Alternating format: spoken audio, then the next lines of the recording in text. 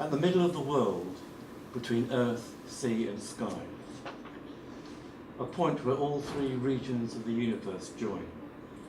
There is a place from which all that exists can be seen. Whilst for children, having a bedtime story read to them is a popular form of enjoyment, for most adults it isn't an activity we usually take part in.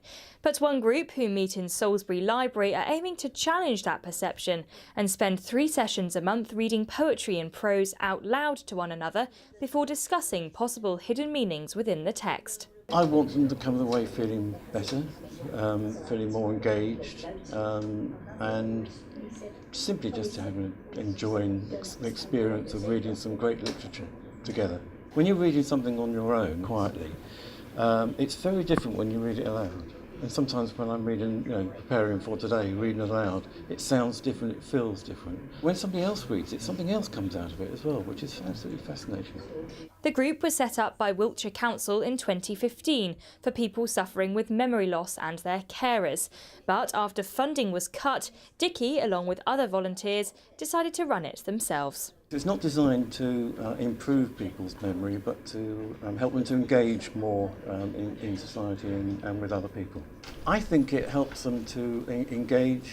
It helps people enjoy reading together, and sometimes we start off reading the text and we're immersed in the text, and then we go off on wild tangents from that moment on, and then it's quite fun to work out how on earth we got to that position. Following an accident in the 80s that damaged Eve's frontal lobe, she suffered from short-term memory loss.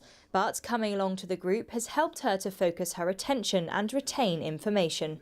Sometimes I get panic attacks and so on, and I find that actually concentrating and focusing is difficult sometimes. Either it's an extract from a book or a poem is read, and then we discuss it, and then it's read again. And when it's read again, I suddenly see something that I haven't seen before, because I have difficulty in remembering it. Sometimes I have to write things down, but it makes me focus, and it's made me much better at understanding and hearing things that have been said. But the group isn't just for those who struggle with their memory.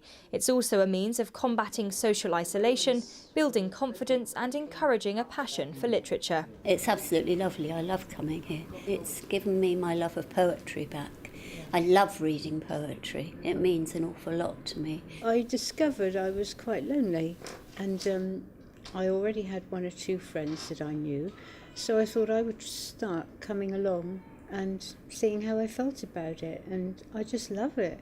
I just look forward to every week coming. I was always so very, very shy, almost afraid to speak of anyone at one point. This is going back a little way, mind you, but I do feel that I've been growing, if you like, and feeling more confident with myself, which is something I'd never done before. So I'm very happy about that. And there's some very, very nice people here, and I'm just proud to be here with them all. The group meet every 1st, 2nd and 4th Thursday of the month on the 1st floor of Salisbury Library, and they're always welcoming new members. Rhea Barton, That's TV.